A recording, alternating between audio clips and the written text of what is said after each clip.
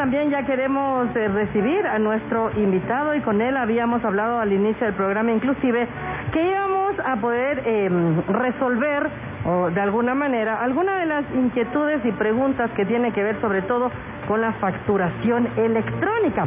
Así que yo creo que nosotros también podemos estar junto a él con alguna de nuestras inquietudes y lo vamos a hacer a través de esta entrevista. 2510-512, 2510-513, si usted tiene alguna inquietud que quiera también solventar con respecto a la facturación electrónica. Hay puntos claves inclusive que debemos saber, pero ¿desde cuándo empieza esto? ¿Qué es lo que debemos tomar en cuenta? Queremos dar la bienvenida ya al abogado John Arias, así que gracias también por estar con nosotros en esta mañana. Muy buenos días, bienvenido. Muy buenos días, muchísimas gracias por la invitación.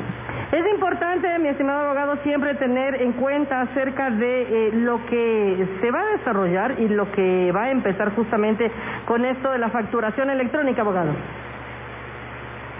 Sí, por supuesto, una obligación que tenemos pues a partir ya de este mes y definitivamente es muy importante que todos los contribuyentes y todos los que realizan pues ventas estén al tanto de todas las inquietudes y principalmente las obligaciones en las que van a estar incursos a partir de este mes. Así es. ¿Desde qué fecha esto iniciará ya? Podemos un poco conocer y que también qué personas deben aplicar justamente ese tipo de facturación. Sí, solo para poner en contexto, esto no es algo nuevo, ¿no? El año pasado que se emitió la reforma tributaria, el 29 de noviembre del 2021, se puso en conocimiento de todos los contribuyentes que a partir de esa fecha, en un año, iba a ser exigible y de manera obligatoria la emisión de facturación electrónica, es decir, desde el 29 de noviembre del 2021 hasta el 29 de noviembre de 2022, que va a ser la fecha que va a tener la obligación toda la ciudadanía que ejerce actividades económicas. A partir de esta fecha estaríamos en la obligación de emitir facturas electrónicas todos los contribuyentes en realidad que ejercen actividad comercial. Dentro de esos contribuyentes existe una pequeña excepción que son los negocios populares. Los negocios populares, como para también poner en contexto, son todos los contribuyentes que tienen una facturación menor a $20,000 en un ejercicio fiscal, es decir, en un año. Esos son los únicos contribuyentes que, según la normativa que salió el año pasado, pues no estarían en la obligación de emitir las facturaciones electrónicas. Que son los que, permítame abogado, están utilizando de pronto el denominado RIMPE. ¿Sería así? Correcto. Bueno, hay dos tipos, digamos así, de RIMPE, ¿no? De contribuyentes que se someten al régimen RIMPE. El régimen RIMPE, de manera general, son todos los contribuyentes que ejercen ciertos tipos de actividades y que además no superan los $300,000 en el año. Dentro de esos contribuyentes RIMPE hay unos que son los que la norma los denomina negocios populares y son los que facturan hasta $20,000. Entonces digamos que habrían dos tipos de contribuyentes RIMPE, los que facturan hasta $20,000, que son los que se consideran negocios populares y que no estarían en la obligación de emitir comprobantes electrónicos, y los que superan esos $20,000 hasta los $300,000, que sí estarían en la obligación de emitir facturación electrónica, pero también estarían sometidos al régimen RIMPE. Perfecto. Sigamos entonces nosotros con este tema de la facturación electrónica. Permítame, no sin antes, de pronto nuestros amigos oyentes también tienen alguna inquietud, quieren conocer un poco más, 2510-512, 2510-513. Con respecto a la vigencia de documentos, comprobantes, autorizaciones, ¿qué podemos mencionar, abogado? Sí, el SRI justamente sacó una resolución que está vigente desde el 9 de junio del 2022, donde más o menos explica cuáles son las consecuencias de estos documentos que se consideran documentos preimpresos. Es los documentos que pues normalmente cuando uno iba a cualquier lugar comercial pues se llenaban ya sea a mano o se lo imprimían en una impresora del mismo local comercial. Estos documentos preimpresos tienen fechas de caducidad. Si usted revisa los documentos, tienen unas fechas determinadas y esas fechas en teoría son las que primero se hayan emitido antes del 9 de junio y hayan estado con una fecha de autorización antes del 9 de junio, van a tener vigencia hasta la finalización de esa fecha de caducidad. Todos los documentos emitidos después del 9 de junio, emitidos en referencia a la impresión de ese mismo documento, ya perderían su validez a partir del 29 de noviembre de 2022. Este es un tema súper importante, porque pese a que el documento físico tenga y diga, por ejemplo, la fecha de caducidad del documento es el 2023, resulta que ese documento puede terminar siendo inválido. Por eso es importante para los compradores, en este caso en particular, que utilicen la plataforma del mismo Servicio de Rentas Internas, que permite la validación de si un documento que le es entregado es o no es válido en función de este tema.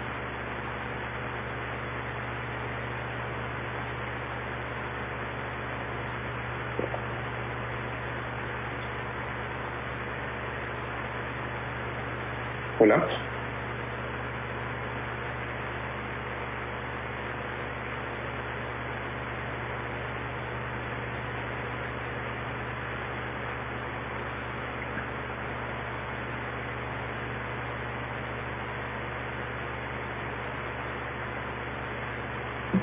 Hola, hola.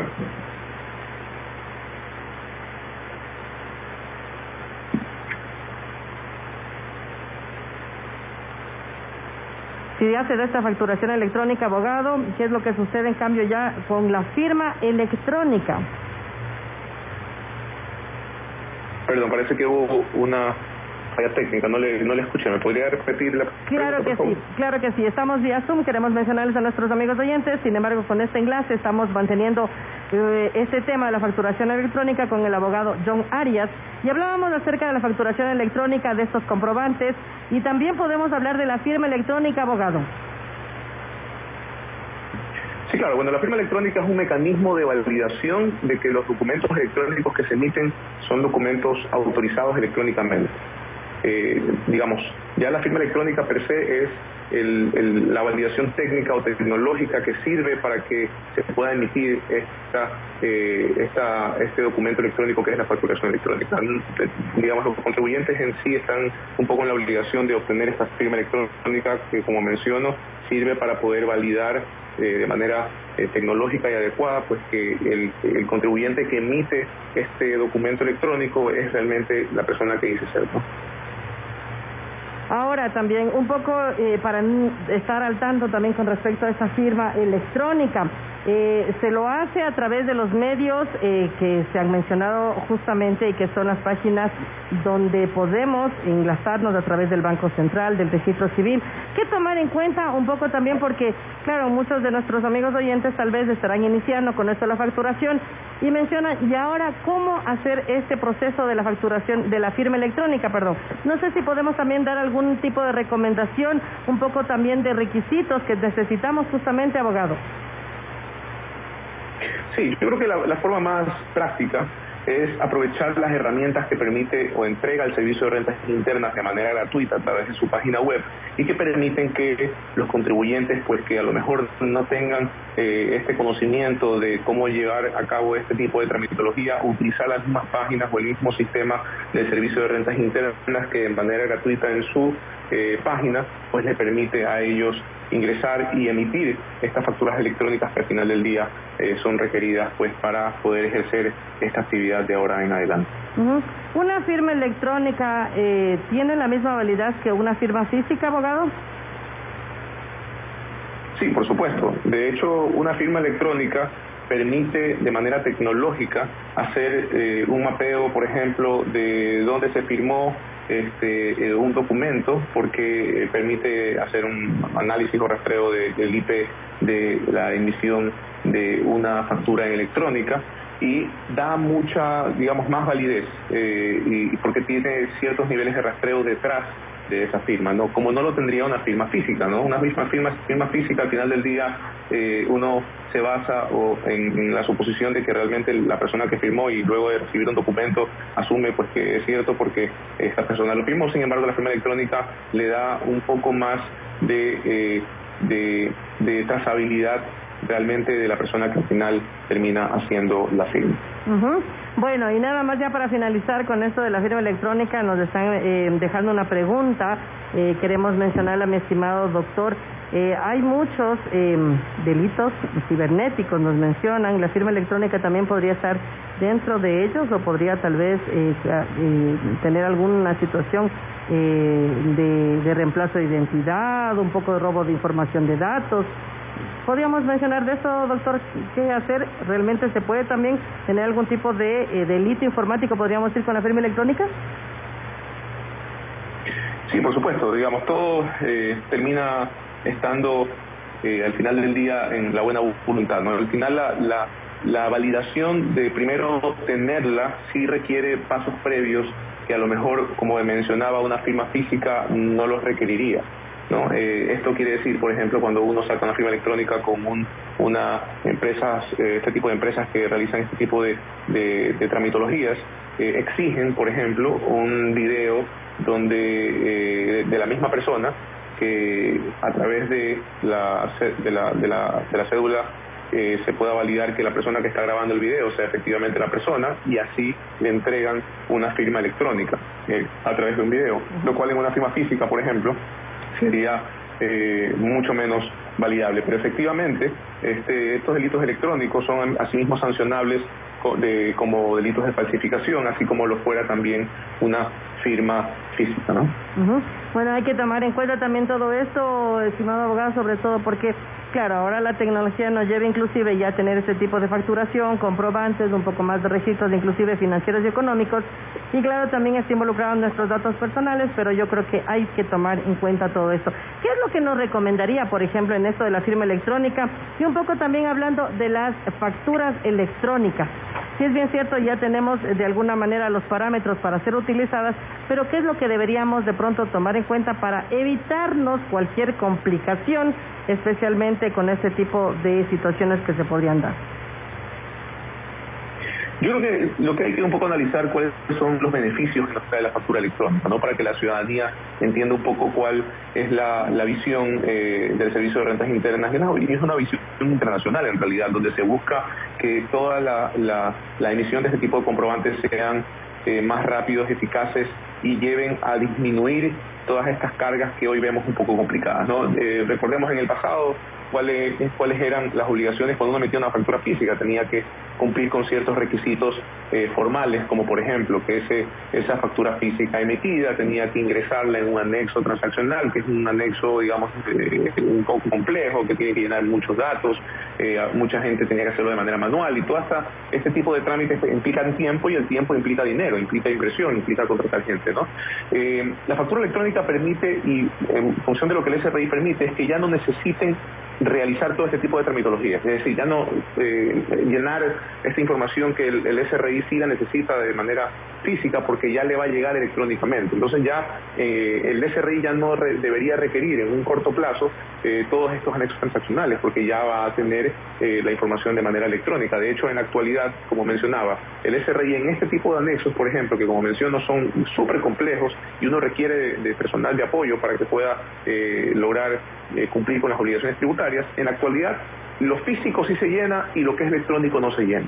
Entonces, ¿qué debe pasar después?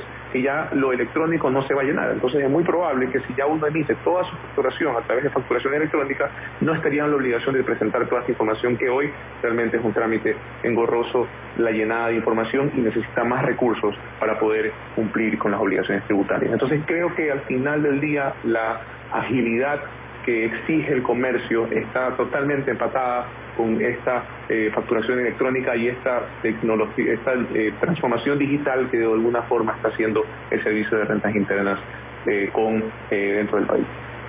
Definitivamente hay que tomar en cuenta todo eso, estimado doctor, y como usted dice, ya prácticamente para algunos no será algo nuevo, mientras que para otros de pronto van a tener que a través de las páginas oficiales también informarse y cómo realizar este tipo de trámites. Nosotros lo hemos traído porque nos habían mencionado los amigos oyentes también este tema de que querían conocer un poco más, como usted dice, acerca de los beneficios, qué es lo que va a suceder, quiénes van a acceder y un poco más de eso.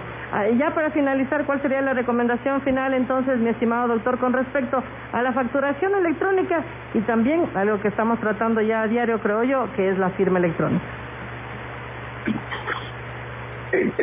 Tengo dos recomendaciones. Una para los emisores de las facturas, es decir, para los vendedores, para los comerciantes. La recomendación principal es conocer a detalle cómo emitir las facturas electrónicas y efectivamente emitirlas, ¿no? Aprovechar esta agilidad que permite a través de las aplicaciones gratuitas que entrega el Servicio de Rentas Internas para acoplarse a lo que está hoy establecido en la norma. Y por otro lado, para los compradores, que están en la obligación de exigirle a su vendedor que emita factura electrónica respecto a las compras que realiza. Porque en la misma norma establece que si este documento de compra que le entrega al vendedor, digamos que sea físico, porque no quiso acatar las compras, la facturación electrónica, la norma dice que ya ese documento no es válido. Es decir, el documento físico, luego de haber concluido su fecha de caducidad, ya no es válido. Y eso haría o perjudicaría a la persona que están comprando porque tocaría pagar impuesto a la renta sobre ese gasto, que es un gasto, debería ser un gasto sustentable. Perfecto, ahí están las recomendaciones. Si necesitamos algún dato, alguna información, inclusive a través de las páginas de pronto que ustedes manejan, ¿podríamos tener algún dato, mi estimado abogado? Sí, por supuesto. Podrían ingresar a nuestra página web www.censusconsultores.com.es, donde tenemos pues la capacidad de poder recibir cualquier tipo de inquietud que tenga la ciudadanía y a su vez pues los contactaremos con lo que necesite. Perfecto, muchísimas gracias, abogado, un abrazo a usted, gracias por su tiempo también y por compartir esta información muy importante. Ahí queda ya esto para que nuestros amigos oyentes también lo puedan replicar inclusive en casita, que es parte y objetivo de estos temas. Usted converse también qué es lo que debe hacer con respecto a la facturación electrónica y si tiene que empezar a hacerlo, pues también que tome todas las recomendaciones. Gracias, abogado, nuevamente.